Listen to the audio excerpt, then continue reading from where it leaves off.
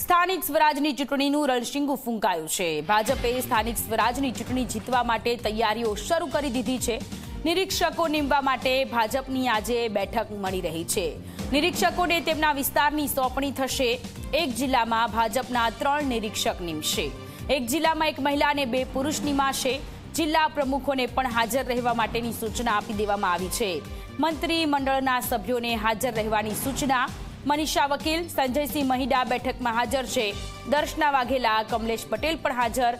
રમણ સોલંકી, કૌશિક વેકરિયા પણ બેઠકમાં હાજર છે। સ્થાનિક સ્વરાજની ચૂંટણીને લઈને એક જિલ્લામાં ભાજપ 3 નિરીક્ષક નીમશે। ભાજપ અત્યારે જીતવા માટે રણશીંગું ફૂંકી દીધું છે। મંત્રીમંડળના સભ્યોને હાજર રહેવા માટેની સૂચના આપી દેવામાં આવી છે। સંવાદદાતા હિતલ આપણી સાથે લાઈવ જોડાયેલા છે। હિતલ, સ્થાનિક સ્વરાજની ચૂંટણીને લઈને ભારતીય જનતા પાર્ટી કે જે એક્શન મોડમાં આવી ગઈ છે, નિમણૂક અત્યારે થઈ રહી છે, બેઠકનો દોર શરૂ થયો છે।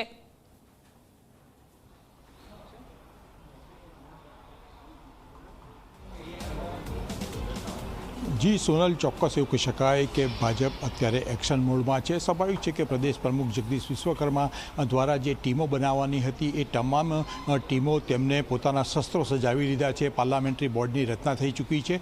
તમામ એવી બાબતો, કોર કમિટી હોય કે અન્ય બાબતો હોય, હવે સૌથી વધારે મહત્ત્વનું સ્થાનિક સ્વરાજ્યની ચૂંટણીઓમાં જે નિરીક્ષકો છે, જે સેન્સ પ્રક્રિયા માટે સીધી રીતે ક્યાંક ને ક્યાંક જશે, એ નિરીક્ષકોની નિમણૂકની માટેની કવાયત અત્યારે કમલમ પર ચાલી રહી છે। સ્વાભાવિક છે કે એમાં જે તે વિસ્તારમાંથી પ્રમુખો એમને બોલાવવામાં આવ્યા છે। આ ઉપરાંત મંત્રીઓ જે છે એ મંત્રીઓને પણ અહીંયા કમલમ પર તેમની સાથે પ્રદેશ પ્રમુખ દ્વારા બેઠક કરવામાં આવી રહી છે। નિરીક્ષકોને કયા પ્રકારની કામગીરી રહેશે અને કયા પ્રકારની સાવચેતી રાખવાની છે તેનું માર્ગદર્શન આપવામાં આવશે પ્રમુખ દ્વારા। સ્વાભાવિક છે કે ગઈકાલે અને પરમ દિવસે જે પ્રકારે કોર કમિટી અને મુખ્યમંત્રી સાથે પણ બેઠક થઈ હતી, મુખ્યમંત્રી અને વરિષ્ઠ આગેવાનોની બેઠકમાં જે નિર્ણયો લેવાયા છે એમાં કોર કમિટી દ્વારા જે સૂચનો આપવામાં આવ્યા હતો તેનો સમાવેશ કરીને અત્યારે નિરીક્ષકો જે નિમવા માટેની બેઠક છે, નિરીક્ષકોને સીધી રીતે બોલાવી દેવામાં આવ્યા હોવાની વાત છે અને સત્તાવાર તેઓના નામની જાહેરાત આજે મોડી સાંજ સુધી અથવા આવતીકાલ સવાર સુધી થવાની શક્યતા જોવામાં આવી રહી છે।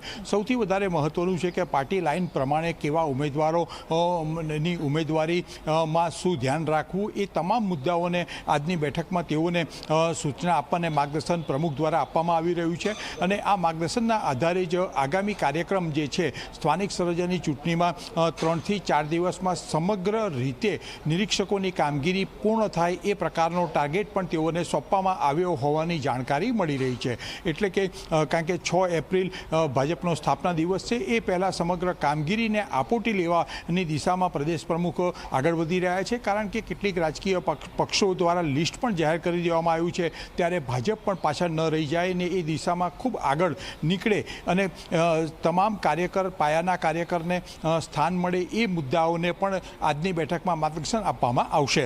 જી હિતલ, આભાર તમામ વિગતો માટે।